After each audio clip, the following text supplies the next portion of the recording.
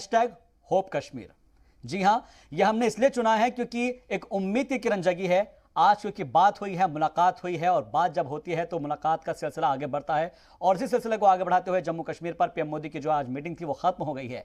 Meeting के बाद PM Modi ने कहा है कि सभी को मिलकर काम करने की जरूरत है ताकि दिलों की दूरी कम हो सके। तो वहीं वजीर दाखिला ने भी ट्वीट करते हुए कहा है कि वादे के मुताबिक मुकम्मल रियासत का दर्जा दिया जाएगा। मीटिंग में वजीर दाखिला अमित शाह, एलजी मनोज सिन्हा के अलावा जम्मू कश्मीर की 8 पार्टियों के अहम लीडरान ने शिरकत की। आज के मुद्दा से पहले आपको वो बयान सुनाते हैं, फिर चर्चा को शुरू करेंगे। हमने 5 बड़ी मांगें सरकार के सामने रखी। एक बड़ी मांग थी कि स्टेटहुड जल्दी देना चाहिए। हम लोगों ने ये बताया कि भाई सदन के अंदर गृह मंत्री जी ने भी और प्राइम मिनिस्टर ने भी ये आश्वासन दिलाया था हमको कि हम स्टेटहुड बहाल करेंगे एक समय पे। तो हम लोगों ने कहा कि अब समय तो आ गया है, सब इलेक्शंस वगैरह हो गए, बीडीसी डीडीसी इलेक्शन हो गए और अभी शांति भी है, सीज फायर भी है, बॉर्डर भी शांत है। तो इससे ज़्यादा कोई अनुकूल समय नहीं हो सकता स्टेटहुड ग्रांट करने के लिए। ये हमारा मांग। हम लोगों ने ये भी मांग की कि आप कहते हैं कि लोकतंत्र को मजबूत करना है, अब आपने पंचायत के इलेक्शन किए, जिला परिषद के इलेक्शन किए, तो ऐसा कैसे हो सकता है कि विधानसभा न हो। तो इसलिए विधानसभा का इलेक्शन भी तुरंत करना चाहिए, डेमोक्रेसी को बहाल करना चाहिए। फिर हमने कहा कश्मीरी पंडित जो हैं पिछले 30 साल से वो बाहर हैं, बहुत सारे जम्मू में भी हैं, कश्मीर में भी हैं कुछ, लेकिन अधिकतर बहुत बड़ी संख्या जो है वो बाहर है। ये हमारी मौलिक ड्यूटी है, सरकार की तो बनती ही बनती है, लेकिन जम्मू कश्मीर के हर एक राजनीतिक दल और नेता की ये मौलिक जिम्मेदारी है कि वो कश्मीर के पंडितों को वापस लाएं और उनके रिहेबिलिटेशन में जो भी हमसे हो सकेगी सरकार की सहायता करें, मदद करें। कि हमारे जाने से कम इतना हो जो जेलों में यहाँ और यहाँ से बाहर हमारे लोग बंद हैं उनको। देखिए, आने वाले समय में जल्द डिलिमिटेशन की प्रक्रिया पूरी की जाएगी और जम्मू कश्मीर में जल्द इलेक्शन होंगे, इस प्रकार से प्रधानमंत्री जी ने कहा है, गृह मंत्री जी ने कहा है, और सभी पार्टियों ने अपनी अपनी बात वहां पर रखी है और बड़े खुशनुमा माहौल में और सौहार्दपूर्ण वातावरण में बात हुई है। और उन्होंने प्रधानमंत्री ने ये अपील की है, मैं खुद जम्मू कश्मीर में के साथ हूँ, जब भी आपको कोई बात हो तो आप पे आकर के खुद मुझे कह सकते। जम्मू कश्मीर के संदर्भ में माननीय प्रधानमंत्री नरेंद्र मोदी साहब ने जो नई दिल्ली में बैठक बुलाई थी, उसमें जम्मू कश्मीर के सभी वरिष्ठ नेताओं ने भाग लिया। माननीय प्रधानमंत्री नरेंद्र मोदी साहब ने जम्मू कश्मीर के सभी आए हुए नेताओं को यह विश्वास दिलाया है कि जम्मू कश्मीर के उज्जवल भविष्य के लिए सभी मिलकर कार्य करेंगे, जम्मू कश्मीर की मजबूती के लिए और जम्मू कश्मीर की जनता की भलाई के लिए हर वह कार्य करेंगे जिससे जम्मू कश्मीर के जनमानस का भला हो। माननीय प्रधानमंत्री नरेंद्र मोदी साहब ने कहा कि जम्मू कश्मीर देश के 130 करोड़ हिंदुस्तानियों के दिल में बसता है। प्रधानमंत्री जी ने कहा जम्मू कश्मीर उनके अपने घर के जैसा है। उन्होंने कई वर्षों तक जम्मू कश्मीर में कार्य किया है और जम्मू कश्मीर माननीय प्रधानमंत्री नरेंद्र मोदी साहब ने सभी की बात सुनी और प्रधानमंत्री जी ने कहा जम्मू कश्मीर की भलाई के लिए, जम्मू कश्मीर की जनता की भलाई के लिए वह सभी कदम उठाएंगे जिससे जम्मू कश्मीर के जनमानस का भला।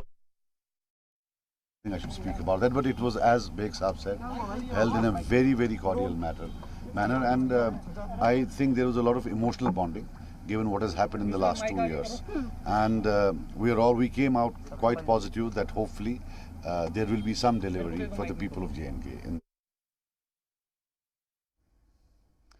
तो मुख्तलिफ जो हमारे साथ लीडरान हैं उन्होंने बात की है, अपनी अपनी बात कही है। गुलाम अहमद मीर हो या फिर कमिंदर गुप्ता हो या फिर महबूबा मुफ्ती हो, हर किसी ने अपने अपने इज़हार ख्याल किया है और बताया है कि जम्मू कश्मीर के मुद्दे पर पीएम मोदी के साथ जो मीटिंग हुई है उसको लेकर उन्होंने अपने क्या क्या मौक़िफ़ रखे हैं, और साथ ही जो आज बात हुई है क्या उससे कोई बात बन पाएगी, ये जानना भी बेहद ज़रूरी होगा। हालांकि पार्टी में सभी लोगों ने अपनी अपनी बात रखी है। इस पर बात करने के लिए हमारे साथ तमाम खास मेहमान जुड़ रहे हैं इस वक्त, उनका तारुफ करा देते हैं, फिर इस चर्चा को आगे ले चलेंगे। दरख्शान अंद्राबी जी हमारे साथ जुड़ गई हैं, लीडर बीजेपी की जम्मू एंड कश्मीर से। मैडम आपका बहुत बहुत इस्तकबाल है। इसके अलावा हमारे साथ इफरा जान जुड़ गई हैं, कश्मीरी एक्टिविस्ट हैं। मैडम आपका भी बहुत बहुत खैर मकदम है। जी सलाम के एडिटर जुड़ चुके हैं हमारे साथ, शेख इरफान साहब, सर आपका भी बहुत बहुत खैर मकदम है। और श्रीनगर से हमारे साथ फारूक वानी जुड़ रहे हैं, और साथ ही शेब रजा हमारे साथ दिल्ली से जुड़ रहे हैं। बहुत जल्दी ही मैं इस डिबेट को शुरू करना चाहूँगा क्योंकि वक्त कम होता है और हमारे जो मुद्दे हैं वो थोड़ा कम रह जाते हैं। आज का मुद्दा मिशन कश्मीर को लेकर है और हमारा जो एक है कि हैशटैग होप कश्मीर। इफरा जान, सबसे पहले मैं आपको इसके बारे में समझना चाहूँगा। मेरे ख्याल से शायद कनेक्शन टूट गया है, फिर से जुड़ने की हम कोशिश करेंगे। अगर इफरा जान तक मेरी आवाज़ पहुँच पा रही है तो इसलिए मैं सीधा सवाल, सबसे पहला सवाल इफरा जान से पूछना चाहूँगा क्योंकि कई मरतबा उनको हमने एक ऐसे एग्रेशन मोड में देखा है कि जम्मू कश्मीर को लेकर तमाम चीज़ें गलत हो रही है। इफरा जान, क्या अब एक होप, एक उम्मीद की किरण आपको नजर आती है आज की इस मीटिंग के बाद? जी जी, देखिए मैं आपको इसे बोलना चाहती हूँ कि पहली बात तो हाँ, it is a welcome step. कोई भी जम्मू एंड कश्मीर का नागरिक होगा वो आपको यही कहेगा कि ये एक वेलकम स्टेप है, हम इसको मानते हैं। लेकिन आपको समझना पड़ेगा कि यही चीज अगर जब आर्टिकल 370 को हटाया गया था, अगर यही चीज आर्टिकल 370 को हटाने से पहले की गई होती, शायद सेंट्रल गवर्नमेंट के बीच और स्टेट गवर्नमेंट के बीच और हमारे बीच इतनी दूरियां नहीं बढ़ी होती अगर उन्होंने इसी तरह से लोगों को, हमारे लीडर्स को बुला के उनसे मशवरा किया होता। दूसरी बात, जो उस टाइम में आर्टिकल 370 को जब हटाया गया उसके रेस्टोरेशन के लिए गुपकार अलायंस बना और गुपकार अलायंस को 20 डिस्ट्रिक्ट्स में से 16 डिस्ट्रिक्ट्स ने बहुमत से वोट दिया। यानी 16 डिस्ट्रिक्ट्स के लोग जम्मू और कश्मीर में साफ साफ तौर पे कहते हैं कि उनको आर्टिकल 370 वापस चाहिए और 35A वापस चाहिए। इस वजह से चाहिए क्योंकि आर्टिकल 370 जो है वो जम्मू और कश्मीर के नागरिकों के कुछ अधिकार, लैंड राइट्स और जॉब राइट्स, उनके लिए कॉन्स्टिट्यूशनल गारंटी देते थे। वही गारंटी आज आप शायद आपको हंसी आ जाएगी, बीजेपी की सरकार ने वही लॉज लद्दाख में लाए हैं। आपको दर्शकों को बोलना चाहती हूँ कि आज आप में से कोई भी लद्दाख में जमीन नहीं खरीद सकता क्योंकि बीजेपी ने वहां पे रूल बनाया है कि लद्दाख में आप जमीन नहीं खरीद सकते थे। तो हमें उम्मीद थी कि इन सब चीजों पे भी बात होगी। चलिए 370 का मुद्दा तो सुप्रीम कोर्ट में चल ही रहा है, हमें सुप्रीम कोर्ट पे पूरा भरोसा है, लेकिन हमें उम्मीद थी कि कम से कम इस बात की वहां घोषणा होगी कि जम्मू और कश्मीर के नागरिकों की लैंड राइट्स और जॉब राइट्स को सिक्योर किया जाएगा। आपने अपनी बात कही है। मैडम आपके पास आऊंगा, आप लैंड राइट्स की बात कर रही हैं, 370 को लेकर भी आपने कहा कि सुप्रीम कोर्ट में फैसला है। मेरे ख्याल से कि दरख्शान अंद्राबी जी इसके ऊपर काफी अच्छे से बता सकती हैं। क्या आपका इसके ऊपर रद्द अमल है? क्योंकि कह रही हैं कि इसके अलावा और, क्योंकि एक तरीके से लद्दाख का उन्होंने मुद्दा उठाया है कि लद्दाख में जब ये हो सकता है तो जम्मू कश्मीर में क्यों नहीं हो सकता? पहले हम आपका शुक्रिया अदा करते हैं कि आप जितने भी पैनलिस्ट आपने जोड़े हैं। इफरा जी बता रही थी, लेकिन आपका जो सवाल है कि लद्दाख अलग यूनियन टेरिटरी है, आप जम्मू कश्मीर अलग, और पहले तो हम एक ही स्टेट थे जी। अब जो जिसके साथ हो रहा है या जहां वहां पे किया है, ये गवर्नमेंट का फैसला, अब इस फैसले को अब टाइम हो गया, लोगों ने एक्सेप्ट किया है। और आज की जो मीटिंग थी, ये कुछ आयन कदम उठाने हैं गवर्नमेंट, और खुश आयन तभी हो सकता है जब सभी पॉलिटिकल पार्टीज एकजुट होकर लोगों के हित के लिए सोचे। अब 370 और 35A वो तो सुप्रीम कोर्ट में है जी, जो ये कह रहे हैं, लेकिन पार्लियामेंट ने उसको खारिज कर दिया। पार्लियामेंट ने उसको हटा दिया है। गवर्नमेंट ने 370 को हटा के हमें यूनियन टेरिटरी दी है, और यूनियन टेरिटरी में हमें ये देखना है हम अपने लोगों के लिए क्या करें। और जो आज का मकसद था, जो आज की मीटिंग का मकसद था, वो सिर्फ ये था कि ये जो सारे लीडरान जिन्होंने गुपकार डिक्लेरेशन, उसके बाद इलेक्शन भी हुए, इलेक्शन में किसने जीता, किसने किया, बड़े अच्छे माहौल में इलेक्शन हुए, वो सारा रिजल्ट हमारे सामने है। अब आज का मकसद ये था, जैसे गुलाम नबी आजाद साहब ने बोला, फारूक साहब ने बोला कि हम चाहते हैं अब इलेक्शंस हो जाए और हमारी मांग है, उन्होंने जैसे रखा कि हमारी मांग है कि स्टेटहुड हो जाए, पूरी तरह से स्टेट मिल जाए। लेकिन हम ये कहना चाहते हैं आपकी वसादत से कि जब भी पार्लियामेंट में ये चीज आ गई थी, 370 हटाया गया था, उसी टाइम पे गृह मंत्री जी ने ये बता दिया कि हम वक्त आने पे जम्मू कश्मीर को फिर से स्टेट, ठीक है, और शायद यही वजह है कि वो वक्त मैडम आ गया है और आज उन्होंने ट्वीट करके भी इस बात की जानकारी दी है कि बहुत जल्द ही स्टेटहुड का दर्जा भी दिया जाएगा, लेकिन सब चीजें जो है आइन के दायरे में रहकर की जाएगी। आपके पास फिर से लौटूंगा, शेख इरफान सर हमारे साथ जुड़े हुए हैं। सर, आज की इस मीटिंग को आप किस नजरिए से देखते हैं, क्योंकि आपने ग्राउंड जीरो पर भी देखा है, 90 की दहाइयों से लेकर अब तक का वक्त भी देखा है, जम्मू कश्मीर के अंदर आर्टिकल 370 से और बाद का वक्त भी देखा गया है। क्या लगता है कि जो आज की मीटिंग हुई है उससे कितने पॉजिटिव नतीजे निकलते नजर आएंगे?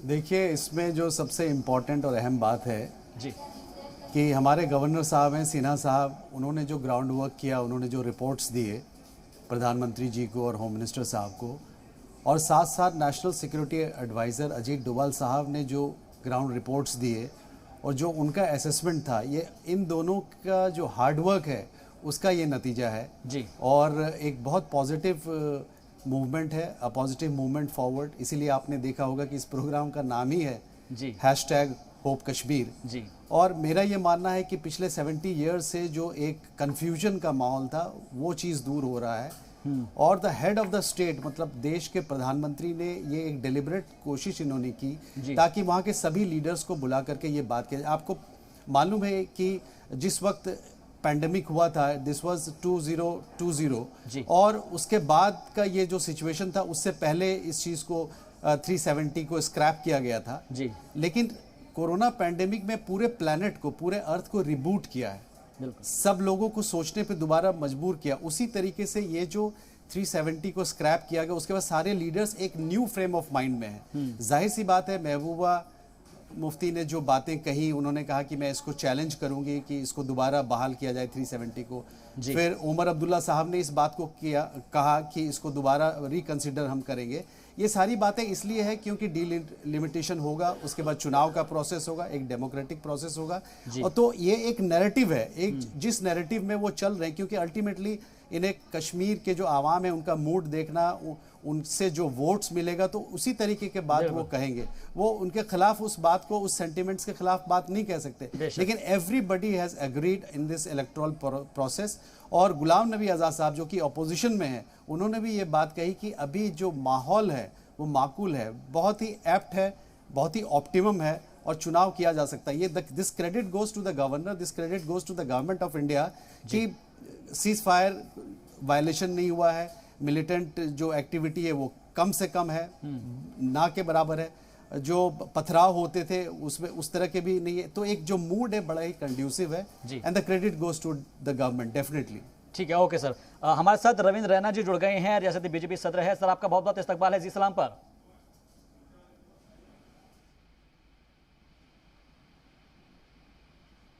अमित रैना जी हमारे साथ जुड़े हैं। अमित रैना जी, आप हमको सुन पा रहे हैं? नमस्कार जी। नमस्कार सर। आज जो कश्मीर को लेकर हमने बात की है और हमारे जितने भी लीडरान हैं जम्मू कश्मीर के, उन्होंने बात की है और वज़ीर आज़म मोदी ने जो उनको मदऊ किया था, दावतनामा भेजा था, उसमें काफ़ी अच्छी पॉजिटिव रिजल्ट निकल कर आए हैं। अमित सर, मैं आपसे समझना चाहूँगा, आपने रूट्स एंड कश्मीर को लेकर कई जो है बहुत ज़मीन से उसको समझा है, जाना है जम्मू कश्मीर को लेकर। मैं आपसे समझना चाहूँगा, आप इस मुलाकात को किस नज़रिए से देखते हैं? देखिए, एक तो आज एक बात सच हो गई है, महबूब मुफ्ती का जो भी स्टैंड हो, बाकी पार्टीज ने 370 और 35A की बात नहीं करी जी। और तो ये कहीं ना कहीं जो हमें अभी तक बताया जाता था, खासकर इन पार्टी से कि 370 और 35A के बिना कश्मीर में कुछ नहीं होगा जी, तो वो आज उन्होंने खुद ही उस बात को जुटला दिया है कि और ये बात साबित हो गई कि 370 और 35 से अब चुनाव का मुद्दा नहीं है जम्मू कश्मीर में। अब बात आती है कि 70 साल से जो कश्मीर भुगत रहा है, जो 70 साल से जो कश्मीर की हालत खराब है, दुर्दशा है जी, उसका जिम्मेवार कौन है? बिल्कुल। आपने 70 साल से हमको कहा कि इसके जिम्मेवार अब्दुल्ला और मुफ्ती है, इसका जिम्मेवार कांग्रेस है। अगर यही जिम्मेवार है 70 साल से कश्मीर की आज की स्थिति के लिए, तो फिर उन्हीं से वापस बातचीत क्यों? ये बहुत बड़ा मुद्दा है कि उन्हीं से बातचीत क्यों। क्या हम चाहते हैं कि कश्मीर वापस उसी स्थिति में जाए? क्या हम चाहते हैं कि कश्मीर में फिर से वही हो? आपने 2 साल पहले जब आपने 370 और 35 से हटाया तो आपने आश्वासन दिया कि हम इस प्रदेश को नया युवा नेतृत्व देंगे, एक नई राजनीति की पहल होगी, नए लोग आएंगे। आपने उसके बाद सरपंच के इलेक्शन करे, उसके बाद आपने पंच के इलेक्शन करे, उसके बाद आपने बीडीसी के इलेक्शन करे, म्युनिसिपल बॉडीज के इलेक्शन करे। तो वो प्रतिनिधि कहाँ हैं आज जिनको उम्मीद थी कि अब एक नया कश्मीर आएगा? अगर हमें ओल्ड वाइन, यानी आप चाहते हैं कि इस मीटिंग के अंदर वो तमाम लोग भी होने चाहिए थे जो लोग चुनकर आए हैं अभी हाल फिलहाल के अंदर आर्टिकल 370 के बाद। इस मीटिंग में वो लोग भी होने चाहिए थे जो मार्जिनलाइज हैं, 70 साल से जिन्हें चुनाव में भागीदारी का, जिनके पास पॉलिटिकल वॉइस है, जिसमें कश्मीरी पंडित लोग हैं, जिसमें वेस्ट पाकिस्तान के रिफ्यूजी हैं, जिसमें पाकिस्तान अधिकृत कश्मीर के रिफ्यूजी है, जिसमें वाल्मीकि समाज है, उनका प्रतिनिधित्व कहाँ है? उनकी बात कौन रखेगा? ये शर्म की बात है कि कश्मीर की सबसे बड़ी समस्या है 5 लाख कश्मीरी पंडितों का विस्थापन, और उस पर बात ही नहीं होती है। नहीं, उस पर गुलाम नबी आजाद साहब ने तो बात की है ना, गुलाम नबी आजाद बात करते हैं जी, उस पर गुलाम नबी आजाद एक क्या बात, उस पर सरकार से बात नहीं होती है, सरकार ने एक बात नहीं करी उस पर। फारूक अब्दुल्ला साहब जो कह रहे थे कि मैं पूरे जम्मू कश्मीर को रिप्रेजेंट करूंगा, तो उनको 5 लाख लोग नजर नहीं है जिनके शासनकाल में वो विस्थापित हुए। तो ये जो old wine in new bottle है, ये आपने 70 साल कहा कि नेहरू ने गलतियां करी हैं अब्दुल्ला को सपोर्ट करके। मुझे लगता है कि शायद इसका अच्छा जवाब जो है दरक्षा साहिबा देंगी, लेकिन उससे पहले मैं फारूक वानी का रुख करना चाहूंगा, माफ कीजिएगा। फारूक वानी, मैं आपसे समझना चाहूंगा, इस मीटिंग के बाद अलग अलग लोगों के बयान सामने आ गए हैं, जम्मू कश्मीर में क्या हलचल देख पा रहे हैं, श्रीनगर पर खासतौर पर आप? देखिए, सबकी निगाहें इस सर्वदलीय बैठक पर थी जो कि 2019 के बाद पहली बार जो है मुनक्किद हो गई, और सबकी निगाहें इस पर ही, खास तौर पर जिस तरीके से राजनीतिक दलों से जितने भी नेता हैं यहाँ पर, वो इसको लगातार मॉनिटर कर रहे थे और देख रहे थे कि क्या कुछ नतीजा जो है वो सामने आएगा। लेकिन उससे पहले मैं आपको बताऊँ कि कल PAGD की महत्वपूर्ण बैठक होने वाली है दिल्ली में, जिसमें वो सारी चीज़ें जो हैं, जो कि प्रधानमंत्री से उनकी बातचीत जो हुई है, उस हवाले से वो ज़रूर मीडिया के साथ जो है वो साझा करेंगे, जो कल वहां दिल्ली में होने जा रही है। और जिस तरीके से सभी नेताओं ने अपनी अपनी राय जो है अलग तरीके से दिए, कि महबूबा मुफ्ती ने भी जिस तरीके से कहा कि वो जो 370 और 35A के बाद यहाँ के हालात पर असर पड़ा है और यहाँ के युवाओं पर जो है उसका नेगेटिव इम्पैक्ट पड़ा है, और ख़ास तौर पर उन्होंने उसकी बहाली की लगातार वहाँ पे भी दोहराई है मांग, उन्होंने प्रधानमंत्री से भी उसका आह्वान किया है।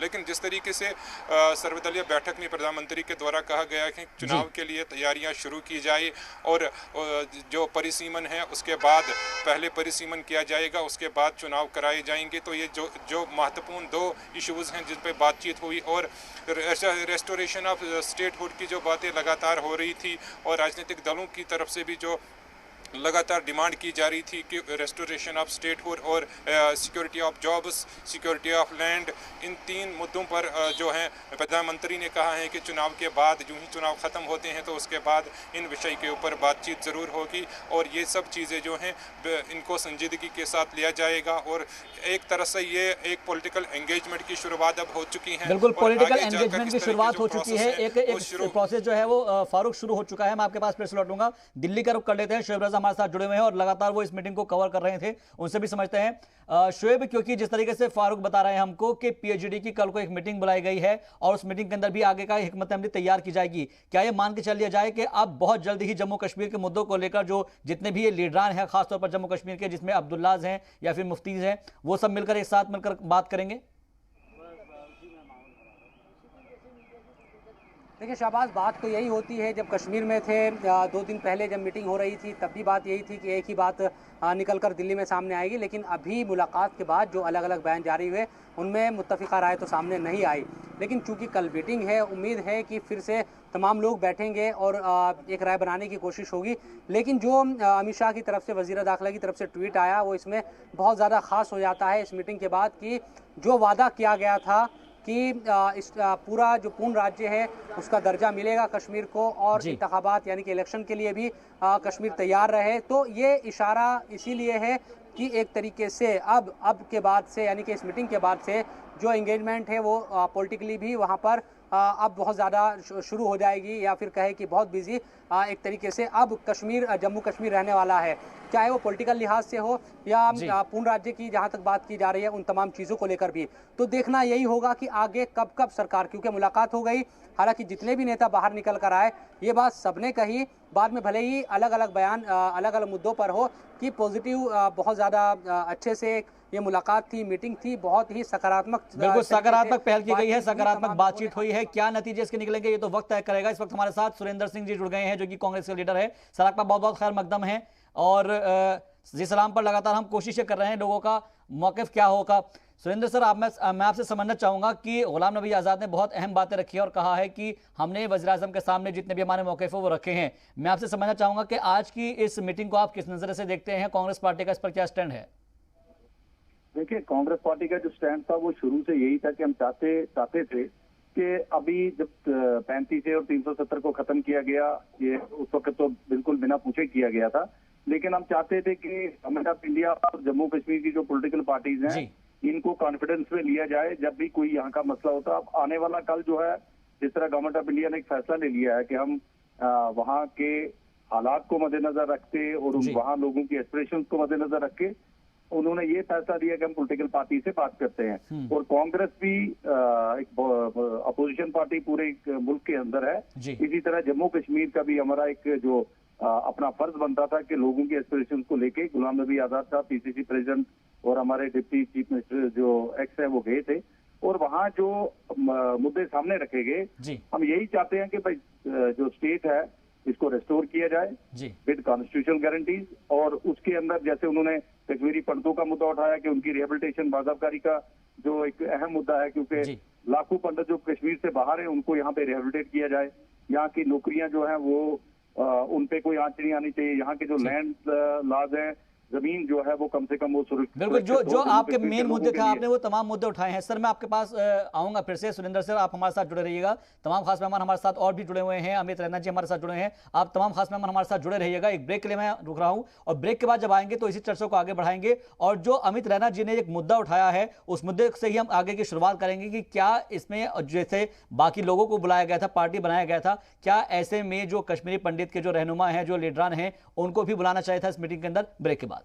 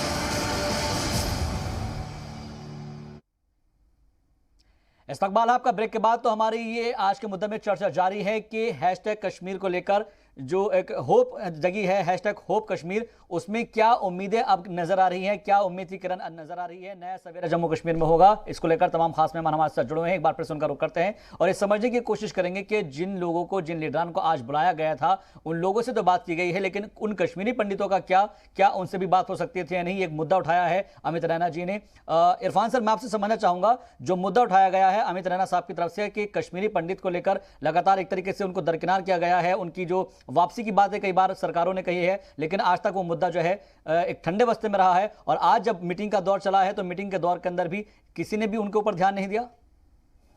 देखिए, जिस वक्त गुलाम नबी आज़ाद साहब रिटायर हो रहे थे वो पार्लियामेंट से और उनका टर्म ख़त्म हो रहा था, जिस हिसाब से नरेंद्र मोदी साहब ने उनकी तारीफ़ की थी, जिस वक्त वो चीफ मिनिस्टर थे जम्मू कश्मीर के, और उनके सेंटिमेंट्स की उन्होंने बात कही थी, उसी व्यक्ति ने, उसी आदमी ने आज मीडिया के सामने, ये all over the world beam हो रहा है, इंटरनेशनल लोग मॉनिटर कर रहे हैं इसको, उन्होंने एक बात कही कि ये एक मॉरल रिस्पॉन्सिबिलिटी है गवर्नमेंट ऑफ इंडिया का भी, और ये एक जिम्मेदारी है, उनकी नैतिक जिम्मेदारी है कि कश्मीरी पंडितों को वहाँ पे लाया जाए वापस। इससे क्या होता है, कश्मीरियत जो है कि अगर फारूक अब्दुल्ला साहब को देश के प्रधानमंत्री के कुर्सी पे बिठाया जाए तो उनका थॉट प्रोसेस ये होगा कि द होल इन टोटलिटी वो देखेंगे पूरे हिंदुस्तान को, वो सिर्फ एक स्टेट नहीं देखेंगे। तो ये जिम्मेदारी एक prime minister of this country, उनका ये जिम्मेदारी है कि पूरे देश की स्टेबिलिटी को देखे, एक इंटरनेशनल मैसेज किया जाता है उसको देखे। आप इस चीज़ को भूल नहीं सकते हैं कि अमेरिकन गवर्नमेंट ने जो फोर्सेस थे, अपने अमेरिकन फोर्सेस को अफगानिस्तान से हटा दिया है, ये पूरा प्रोसेस चालू हो गया, अब तालिबान वहाँ पे एक्टिव रहेंगे। तो इंडो पाक रिलेशंस को स्मूथ करना, एक सीज फायर का वायलेशन ना हो, कश्मीर स्टेबल रहे, यहाँ पे एक डेमोक्रेटिक प्रोसेस ऑन हो। आपको मालूम होगा कि कोरोना पैंडेमिक के बाद जो स्थिति हुई, चाइना से बहुत सारे मल्टीनेशनल कंपनीज, बहुत सारे लोग विदेशों से हट गए, वहाँ से बहुत सारी इंडस्ट्री वापस चले गए, and they are investing in places like Philippines, Taiwan, Bangladesh, Sri Lanka. तो ये जो पूरा जियोपॉलिटिक्स में जो चेंजेस आए हैं, एक मैसिव चेंजेस है, एक मेजर चेंज है। इन सारे बातों के मद्देनजर गवर्नमेंट ऑफ इंडिया जो भी डिसीजन ले रही है to maintain peace in South Asia, और इस चीज़ की जो इस पे निगरानी हो रही है, जो बाइडेन जो अमेरिकन प्रेसिडेंट है वो भी देख रहे हैं। तो सब चीज़ों को इन पर्सपेक्टिव देखना पड़ता है। It's just not a matter of one state, it's a matter of the whole country, it's a matter of the whole world. आपको मालूम है कि न्यूक्लियर स्टेट है और न्यूक्लियर पावर है, और ये सारी चीज़ों को के मद्देनज़र सारी चीज़ों को किया जाता है। ये ऐसा नहीं कि एक ने किसी ने कोई स्टेटमेंट दिया, कोई भी चीज़ फ्लेयर अप हो सकता है, एक छोटी सी घटना फ्लेयर अप हो सकती है और फिर उसको रोकना बिल्कुल नामुमकिन हो जाता है। बेशक। हमारे साथ दृष्टा अंद्राबी भी जुड़ी हुई हैं, उनका रुख करते हैं। दृष्टा जी, जो बात लगातार अमित रैना जी उठा रहे हैं और बाकी लीडरान उठा रहे हैं, उनका ये कहना है कि अगर फारूक अब्दुल्ला को, उमर अब्दुल्ला को, महबूबा मुफ्ती को और बड़े लीडरान को बुलाया गया था, तो क्या इसमें कश्मीरी पंडितों के किसी एक रहनुमा को भी बुलाना नहीं चाहिए था? देखिए, गवर्नमेंट ने जो फैसला लिया है, ये प्रधानमंत्री जी का फैसला है, गृह मंत्री जी का फैसला है। उनकी नजर में हर एक चीज, हर एक सिचुएशन रहती है। उनको कंट्री का भी सोचना है और स्टेट की जो लीडरान है, कादावर लीडरान है, उन्होंने उनको जिनको भी इनविटेशन भेजा है वो सब जानते हैं। इसमें हमें ये नहीं सोचना है कि पंडित, मुसलमान, कश्मीरी, ये नहीं सोचना। हमें इस वक्त सोचना है कि हम इस खित्ते में, इस पूरे हिंदुस्तान में और खासकर जम्मू कश्मीर में अमन, तरक्की और खुशहाली कैसे ला सकते हैं। हमारे पंडित हमारे भाई हैं, कश्मीर का हिस्सा है, वो कैसे अलग हो सकते हैं। लेकिन ये है कि उनमें से ये है कि इन्होंने जिन पार्टियों को बुलाया था वो बात रखते हैं, अलग तो कोई है ही नहीं। हम समझते हैं, हमारी पार्टी समझती है, और प्रधानमंत्री को हम क्या बताएं, क्योंकि वो खुद समझदार है। उन्होंने पूरे, वो अभी विश्व गुरु है। हमें अभी जो मकसद है, जो हमारी बीजेपी का और हमारे प्रधानमंत्री जी का जो अभी का मकसद है, वो जम्मू कश्मीर में अमन, तरक्की और खुशहाली, और खासकर जो आज का मुद्दा था 370 के बाद में जो एक गैप बन गया था, जो लोगों के दिलों में वसवसे थे या परेशानी थी, उनको दूर करना है। पंडित हमसे दूर नहीं, हम पंडितों से दूर नहीं, हम एक ही हैं। इसलिए अगर उनका भी कोई बड़ा लीडर बुलाया जाता तो उसमें कोई वो गलती तो नहीं थी, लेकिन अभी इतना शायद उन्होंने क्या किया यानी कि मुलाकातों का सिलसिला जब आगे बढ़ेगा तो हो सकता है कि शायद उनको भी उसके अंदर इनवाइट किया जाए। ठीक है मैम, आपके पास फिर से लौटेंगे। इफ्रा जान का रुख कर लेते हैं, बहुत देर से इंतजार कर रही हैं वो। इफ्रा, मैं एक चीज आपसे समझना चाहूंगा कि हैशटैग होप कश्मीर को लेकर हम बात कर रहे हैं और जो उम्मीद है, उम्मीद पर ही दुनिया कायम है, लगातार ये कहा जा रहा है। और जब वजीर दाखिला ने उस वक्त जब आर्टिकल 370 हटाया गया था, ये बात जरूर कही गई थी कि जब सही वक्त आएगा उस वक्त पर तमाम चीजें जो है सही हो जाएगी। क्या अब हम ये मान के चले उस उम्मीद के साथ कि अब नए सवेरा, नए किरण की जो है एक रोशनी दिखनी शुरू हो गई है आज की इस मीटिंग से? देखिए, उसमें डिपेंड करेगा कि स्टेटहुड कितना जल्दी हमको वापस मिलता है, आर्टिकल 370 का क्या होगा, हमारे लैंड राइट्स, जॉब राइट्स का क्या होगा। इन शॉर्ट, ये इवेंचुअली जैसे प्रक्रिया चलती जाएगी वैसे हम ये समझते जाएंगे। अभी it will be too early to comment on that. जहां तक सवाल उठा कि कश्मीरी पंडित्स को क्यों नहीं बुलाया गया और कुछ नए यूथ लीडरान को क्यों नहीं बुलाया गया, जहां तक मैं समझ पाती हूँ ये जो मीटिंग थी ये पॉलिटिकल पार्टीज की मीटिंग थी। पॉलिटिकल पार्टीज यानी वो पॉलिटिकल पार्टीज जो चुनाव में हिस्सा लेती हैं और जो चुनाव में हिस्सा लेके जिनको लोगों ने बहुमत से वोट दिया है। अगर आप ये सभी पॉलिटिकल पार्टीज को देखेंगे, चाहे गुपकार अलायंस हो या अपनी पार्टी हो या बीजेपी के 4 डिस्ट्रिक्ट्स में, जम्मू के 4 डिस्ट्रिक्ट्स में बीजेपी स्टेट यूनिट हो, उन्हीं पार्टीज को बुलाया गया था जो पार्टियां चुनाव लड़ती हैं। पॉलिटिकल पार्टीज की मीटिंग थी, इसीलिए शायद कश्मीरी मुस्लिम्स को, हमारे मुल्लाओं को या मौलवियों को या कश्मीरी पंडित्स को या कश्मीरी सिख्स को, सरदारों को या कश्मीरी महिलाओं को या डोगराओं को, एथनिक ग्रुप्स को अलग से नहीं बुलाया गया था। कश्मीरी पॉलिटिकल पार्टीज की मीटिंग थी, वो एक। नंबर 2, इनका दूसरा सवाल बहुत अहम है। ये कहते हैं कि जो यूथ लीडरान आर्टिकल 370 के हटने के बाद अचानक से टीवी पे उभरते हुए नजर आ रहे थे, उनको क्यों नहीं बुलाया गया? उनको इसलिए नहीं बुलाया गया अमित रैना जी, क्योंकि अगर आप मीटिंग का एजेंडा देखेंगे, उन लोगों को बुलाया गया जिन लोगों को यहाँ के लोगों ने वोट दिया और सपोर्ट दिया। जिन यूथ लीडरान की आप बात कर रहे हैं, जो टीवी पे रोज दिखते हैं और बहुत जोर जोर से नेशनलिज्म के गुण गाते हैं, उनमें से एक पॉलिटिकल पार्टी थी JKW की। आप देख लीजिए, वो एक भी सीट नहीं जीत पाए, जिसमें याना जी या जुनैद साहब जो हैं वो अक्सर बात करते हैं, एक भी सीट नहीं जीत पाए वो लोग। तो जब आप सीट ही नहीं जीत पा रहे ग्राउंड पे, आपको किस बिना पे लिया जाएगा? आपको तो तभी रिप्रेजेंटेटिव आप लोगों के तभी बनते हैं ना जब लोग आपको रिप्रेजेंट करते हैं। हम अभी भी एक डेमोक्रेसी है, यानी लोग डिसाइड करते हैं कि उनके रिप्रेजेंटेटिव्स कौन होंगे। और जम्मू और कश्मीर के लोगों ने साफ साफ डिसाइड किया है उनके रिप्रेजेंटेटिव्स कौन है, जैसा हमने DDC चुनाव में देखा और नरेंद्र मोदी जी ने उनको बुलाया। ठीक है मैम, मैं आपके पास फिर से लौटूंगा। अगर अमित रैना जी हमारे साथ जुड़े हुए हैं तो मैं उनसे भी समझना चाहूंगा। अमित रैना जी, सब लोगों का ये कहना है कि it was a political meeting और इसीलिए जितने भी पॉलिटिकल पार्टीज के लोग हैं, मेंबरान हैं, उनको बुलाया गया है। क्या अब आपको लगता है कि अगर कोई नेक्स्ट मीटिंग है तो उसमें भी कश्मीरी पंडितों को, मुल्ला और मौलवियों को भी बुलाया जाएगा? नहीं, देखिए, मैं एक तो मौलवी और कश्मीरी पंडित बात ही अलग अलग है। मौलवी पीड़ित या प्रताड़ित नहीं है कश्मीरी पंडितों की तरह। बात आ जाती है, इफ्रा जान जी आज भारतीय जनता पार्टी की वक्ता बनी हुई है, बहुत अच्छी बात है। बात आ जाती है कि ये जो बैठक थी, ये बैठक इलेक्शन कमीशन ने नहीं बुलाई थी, ये बैठक बुलाई थी भारत के प्रधानमंत्री ने। और मैं उम्मीद करता था कि वो हर वर्ग के लोगों को सुने। अगर आपने राजनीतिक वर्ग को सुनना है तो आप सामाजिक वर्ग को भी सुनिए, आप जो पिछड़े वर्ग है उनको भी सुनिए। ये अगर आप 2019 में जब 370 हटा और केंद्र शासित प्रदेश बनाया गया जम्मू कश्मीर को, पार्लियामेंट में गृह मंत्री ने कई बातें कही कि हमने क्यों किया है ये। मुझे आज भाजपा के प्रवक्ता जो यहाँ बैठे एक बात बता दें जो पूरी हो गई हो। क्या आतंकवाद खत्म हो गया कश्मीर से? क्या कश्मीरी पंडित वापस चले गए कश्मीर में? नहीं। क्या तरक्की बेहिसाब हुई है? नहीं। क्या पाकिस्तान से इन्फिल्ट्रेशन बंद हो गई है? नहीं। तो क्या इन्वेस्टमेंट भर के आई है जम्मू कश्मीर में? नहीं। क्या बहुत सारी नई फैक्ट्रियां बन गई हैं? नहीं।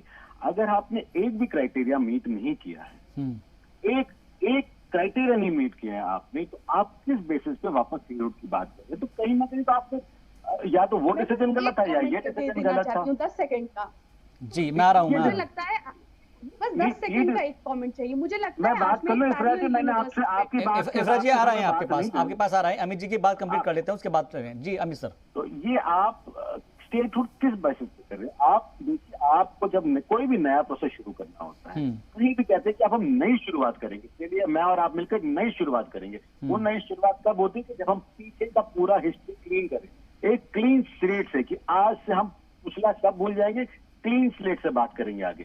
आपके जिन पॉलिटिकल पार्टीज को आपने बुलाया वो भूल गए 370? नहीं।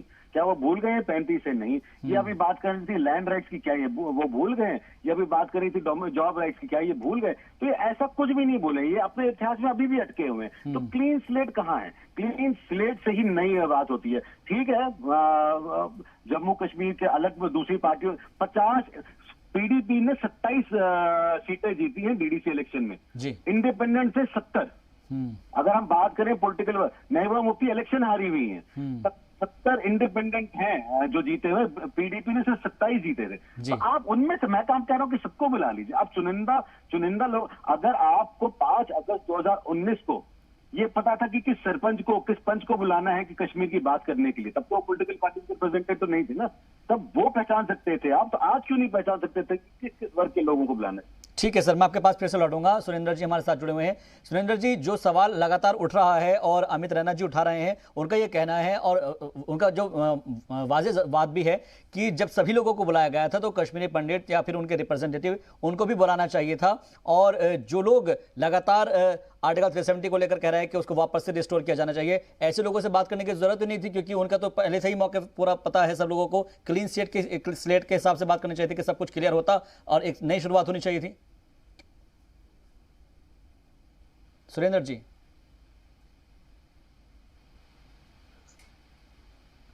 लगता है सुरेंद्र जी तक हमारी आवाज नहीं पहुंच पा रही है, फिर से जुड़ने की हम कोशिश करेंगे। इफ्रा जान इस बीच में कुछ कहना चाह रहे थे, इफ्रा बताएं।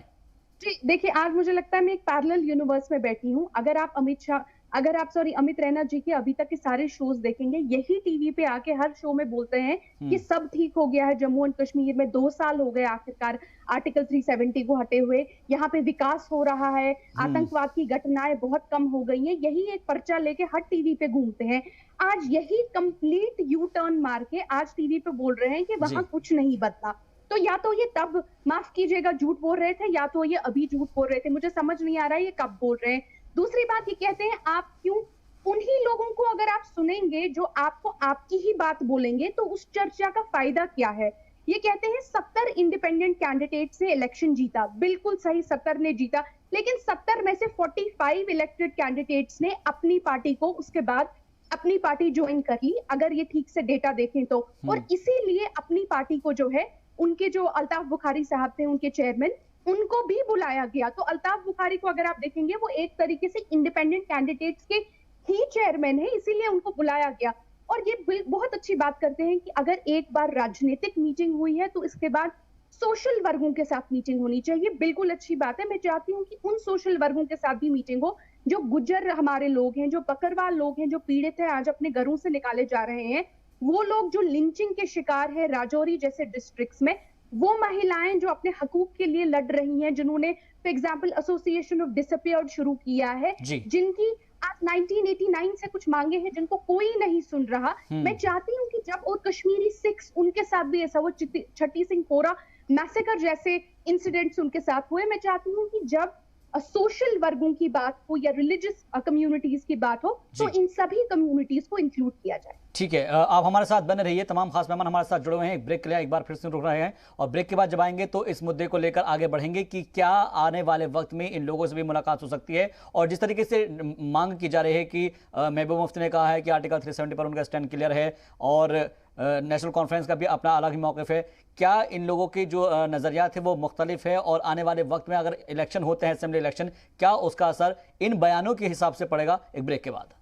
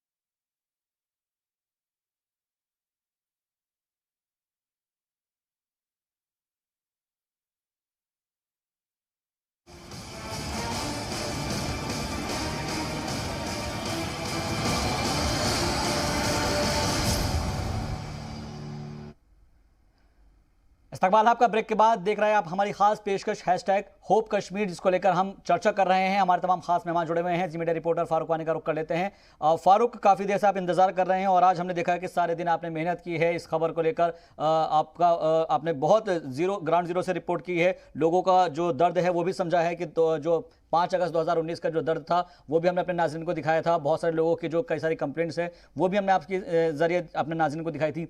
आज के पूरे दिन की अगर हम एक्टिविटी की बात करें, जिस तरीके से सुबह से ही माहौल था और आपने बताया भी था कि इस वक्त जम्मू कश्मीर में खासतौर पर श्रीनगर में क्या चल रहा है, वैली के लोग इस के बारे में क्या सोचते हैं? जो आज बातचीत हुई है, क्या एक तरीके से उनमें एक नई ऊर्जा है, उमंग है कि हाँ भाई देखिएगा अब हमारा भी स्टेटहुड का दर्जा बहुत जल्दी मिल जाएगा? उनको भी एक होप नजर आई है कश्मीर को लेकर?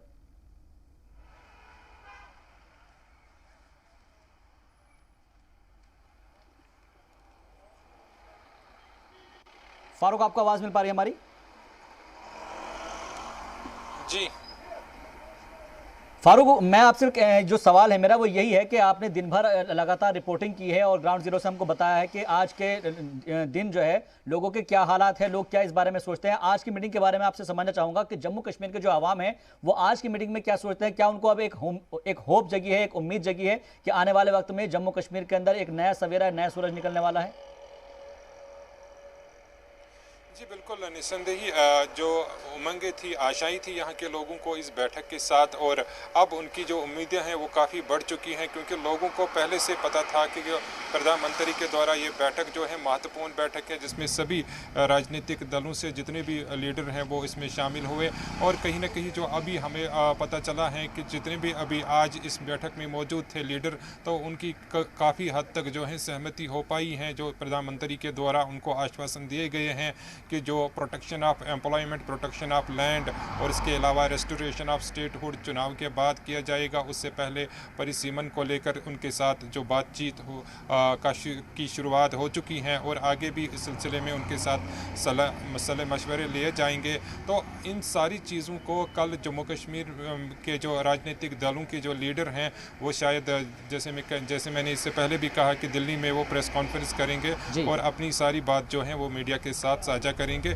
लेकिन कहीं ना कहीं हमने जब यहाँ पे लोगों से भी बात की तो लोग भी काफ़ी जो है इत्मीनान के साथ उन्होंने कहा कि इस बैठक के बाद कुछ पॉजिटिव नतीजे आने की उनको उम्मीद है, क्योंकि जिस तरीके से प्रधानमंत्री ने आश्वासन दिया है कि जितने भी जायज़ मांगे हैं, जितने भी मुद्दे हैं उनको जो है सुलझाया जाएगा, लेकिन उसमें कुछ समय लग सकता है। पहले एक शुरुआत अब आज की गई है और ये शुरुआत आगे भी जारी रहेगी और आगे भी इस सिलसिले को जो है दिशा जो है आगे तेज़ी से दी जाएगी और ख़ास तौर पर जो विकास के काम हैं उनको भी जो है प्राथमिकता दी जाएगी। और जो गुलाम नबी आज़ाद ने वहाँ पे मुद्दा उठाया पंडित समुदाय के लोगों का, जो कि 90 की दशक से कश्मीर से चले गए हैं और उनकी जो घर वापसी का प्रोग्राम इससे पहले प्रधानमंत्री के द्वारा शुरू किया गया था, तो उसको फिर से दिशा देने के लिए जो है वो बात कही गई है और उनकी वापसी के लिए जो प्रबंध किए जा रहे हैं। हालांकि प्रधानमंत्री ने इससे पहले भी जो पॉलिसी बनाई थी कि जो पंडित समुदाय के लोग हैं जो अभी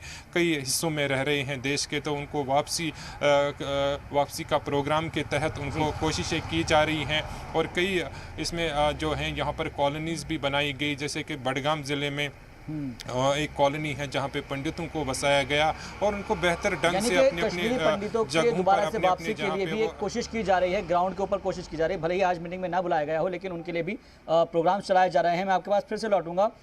शेख इरफान सर, मैं आपसे एक चीज़ और समझना चाहूँगा कि आज जो एक होप, एक उम्मीद की किरण जगी है, उसको लेकर क्या लगता है कि कितनी जल्दी जो डिलिमिटेशन का प्रोसेस है वो पूरा हो जाएगा? क्योंकि उमर अब्दुल्ला साहब का ये कहना है कि हमको पहले इलेक्शन करा दीजिएगा, उसके बाद आप जो है हदबंदी कराते रहिएगा, क्योंकि उन्होंने असम का भी हवाला दिया, कहा है कि वहाँ पर प्रोसेस स्टार्ट किया था, बीच में उसको रोक दिया गया। तो जब पूरे मुल्क में एक साथ अगर डिलिमिटेशन होगा जनसंख्या के हिसाब से, तभी कश्मीर में करा दीजिएगा।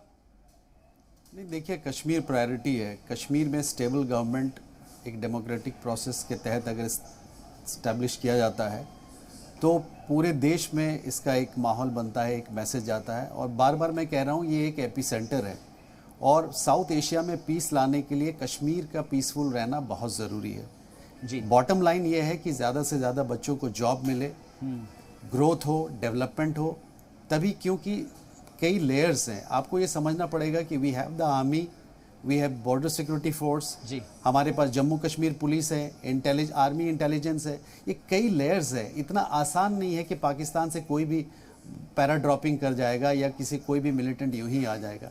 तो कई लेयर्स है, और उसके साथ साथ वहाँ पे जो यूथ है, वहाँ के जो बच्चे हैं, जब एक कॉन्फिडेंस बिल्डिंग मेजर होता है, भारत सरकार उसे सपोर्ट करती है, स्टेबल गवर्नमेंट यहाँ पे है, अगर डेवलपमेंट की बात प्राइम मिनिस्टर कर रहे हैं, होम मिनिस्टर कर रहे हैं, सभी लोग कर रहे हैं, और पूरी निगाह में है। आप कोरोना पैंडेमिक में देखा कि इंजेक्शन देने के लिए डॉक्टर्स पहाड़ियों में चढ़ रहे हैं, दूर दूर तक जा रहे हैं और फ्री का इंजेक्शन दे रहे हैं। क्यों?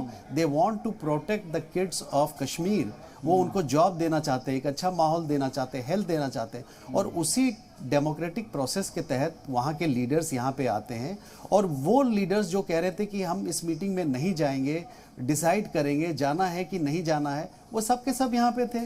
तो अल्टीमेटली एक वो जो ब्रिज, जो एक खाई था, एक जो गैप था, एक जो कंफ्यूजन था, वो खत्म हुआ है। तो ये एक बहुत बड़ा अचीवमेंट है। और इस चीज़ को, क्योंकि जो आवाम है कश्मीर के, वो भी पढ़े लिखे आवाम है, वो भी देख रहे हैं, वो सुन रहे हैं, वो दुनिया से कनेक्टेड है, उनको भी मालूम है कि इतने सालों से एक्सप्लॉइट हो रहे थे और फायदा किसको हो रहा था। जितने भी वहाँ के पॉलिटिकल लीडर्स हैं, वो आप देखिए कौन गरीब है, उनके आप बैंक अकाउंट्स देखिए, उनके बच्चों को देखिए, दे आर फ्लरिशिंग। लेकिन वहाँ के जो गरीब आवाम है, वो बच्चे परेशान है, वो स्ट्रगल कर रहे हैं, उनके पास जॉब नहीं है।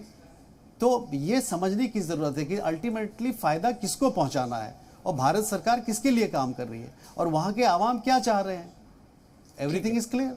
ठीक है, ओके। अमित रैना सर भी हमारे साथ जुड़े हुए हैं। अमित रैना जी, मैं आपसे समझना चाहूंगा कि जो आज मुलाकात का सिलसिला चला है, क्या इसको ये मान के चला जाए कि दिल्ली और दिल की दूरी में एक कमी आएगी और इस दूरी को कम कर दिया जाएगा बहुत जल्दी?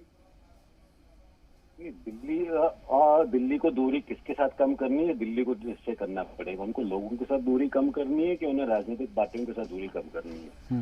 मुझे नहीं पता भाजपा के प्रवक्ता इस समय हैं कि नहीं है। बिल्कुल मौजूद हैं, दरक्षा साहिबा इस वक्त हमारे साथ हैं। क्या वो आज हमें शपथ दे सकते हैं कि आज के बाद गुप्कार गैंग को पाकिस्तानी की कठपुतली नहीं कहेंगे, आज के बाद उन्हें देशद्रोही नहीं कहेंगे?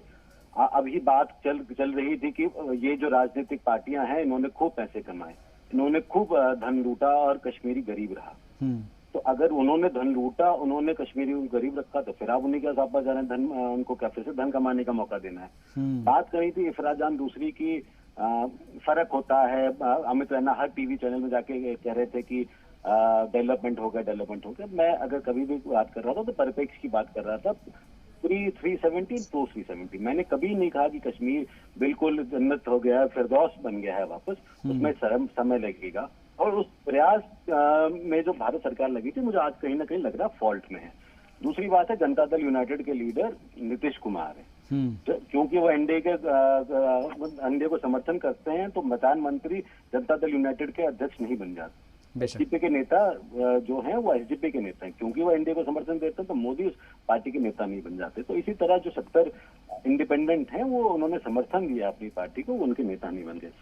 आपको अगर पॉलिटिकल प्रोसेस रिवाइव करना है, देखिए जमहूरियत में बहुत जरूरी है कि डेमोक्रेसी में इलेक्शन हो, लोगों के रिप्रेजेंटेटिव हो, और इसी कारण आपने सरपंच के इलेक्शन कराए थे, इसी कारण आपने बाकी इलेक्शन कराए थे। तो आज आप उनको ही अगर आप 6 महीने से डिले हो जाएगा तो कोई बड़ी बात नहीं हो जाएगी। कश्मीर में 90 से 96 तक इलेक्शन नहीं हुए, 6 साल इलेक्शन नहीं हुए, तो कोई बड़ी बात नहीं हो जाएगी, क्योंकि आप उसी पुराने पेड़ को अगर वापस बोना चाहेंगे तो फिर आप आगे फिर से बबूल निकलेगा। आपको अगर फल वाला वृक्ष चाहिए तो उसमें समय लगता है, आपको नया बीज बोना पड़ेगा, उसको और इंतजार करना पड़ेगा। वापस बबूल के पेड़ पर जाएंगे और उससे उम्मीद करेंगे कि उससे फल निकलेगा, तो उससे फल नहीं निकलने वाला है, उससे वही निकलेगा जो 70 साल से। ठीक है सर, मैं इसका जवाब लेना चाहूंगा दरक्षा साहिबा से। दरक्षा साहिबा, मैं आपसे इसका जवाब चाहूंगा। वो कह रहे हैं कि बोया पेड़ बबूल का तो आम कहाँ तक खाए, क्योंकि जाहिर सी बात है कि उनका सीधे तौर पर इशारा है कि अगर आप उनको लगातार कह रहे हैं कि वो गुपकार गैंग है या फिर पाकिस्तान की बोली बोलते हैं, अब आप उनको मधु क्यों करते हैं, बातचीत उनसे क्यों कर रहे हैं, नए लोगों से बात कीजिएगा। देखिए, अभी नई लीडरशिप तैयार तो है नहीं। अब आप डीडीसी के जो चेयरमैन हैं उनसे बात करेंगे, वो चुन के आए हैं इन्हीं पार्टियों पे। लीडरशिप जो हमारे प्रधानमंत्री जी का जो विजन है उसको सारे मानते हैं। उन्होंने जिस विजन के साथ आज ये आइस ब्रेक करना चाहा, हमें इनका खैर मकदम करना चाहिए पहले इस चीज का कि ये आइस ब्रेक हो गया, क्योंकि 370 के बाद जो प्रॉब्लम्स खड़ी हो गई थी तो वो सारा कुछ खत्म करने के लिए उन्होंने पॉलिटिकल लीडरान से बात करनी थी। अमित रैना जी का मानना है और कहना है कि हम बात सुन रहे थे कि पंडित लीडर्स को क्यों नहीं बुलाया गया। अब हम उनको बताएंगे कि अभी उनकी कोई पॉलिटिकल पार्टी यहाँ पे है ही नहीं जिसका कोई इतना बड़ा कदावर लीडर होता जो आज पॉलिटिकल पार्टियों के साथ वहां पे जाता और पॉलिटिकल पार्टी के हेड के तरीके से प्रेसिडेंट होने के नाते वहां पे जाता। लेकिन इनका ये भी कहना है, हम ये भी चाहेंगे कि अभी ये लास्ट मोमेंट तो नहीं था, लास्ट मीटिंग तो नहीं थी कि हम अभी से उम्मीद करना ही छोड़ दें। अगर उनको अब प्रधानमंत्री जी चाहेंगे तो वो पंडित लीडरान से भी बात करेंगे। कश्मीर की जो इंटेलेक्चुअल सोसाइटी है, हम मानते हैं, हमें गर्व है कि हम जम्मू कश्मीर में जो पंडित्स हैं, जो हमारी पंडित कम्युनिटी है, बहुत इंटेलेक्चुअल कम्युनिटी है, इनमें से चुनिंदा लोग जाएंगे, बात करेंगे। ठीक है, यानी कि बात अभी शुरू हुई है और बात जब तक आगे बढ़ेगी तो उम्मीद की जानी चाहिए कि कश्मीरी पंडितों को भी इसके अंदर रिप्रेजेंटेटिव उनका बनाया जाएगा। मैम, वक्त की बहुत कमी है, माफी चाहूंगा आपसे, द्राक्षा साहिबा आपसे भी और इफ्रा आपसे भी बहुत बहुत माफी के साथ में कहना चाहूंगा कि अभी वक्त की बेहद कमी है, लेकिन आप तमाम मेहमान हमारे साथ आए, आपका बहुत बहुत शुक्रिया। कुल मिलाकर एक होप, एक उम्मीद कश्मीर को लेकर जगी है और इसी को लेकर यह कहा जा रहा है कि कोशिश ये की जानी चाहिए कि जम्मू कश्मीर को एक बार फिर से जन्नत स्वर्ग बनाया जाए और अगर ये जन्नत और स्वर्ग बनेगा तो उस उम्मीद के साथ में जो आज जगी है और इंशाल्लाह उम्मीद की जानी चाहिए कि एक बार फिर से जो जन्नत वहाँ पर बनती नजर आएगी और वहाँ से मिलिटेंसी का खात्मा होगा। देखते रहिए जी सलाम।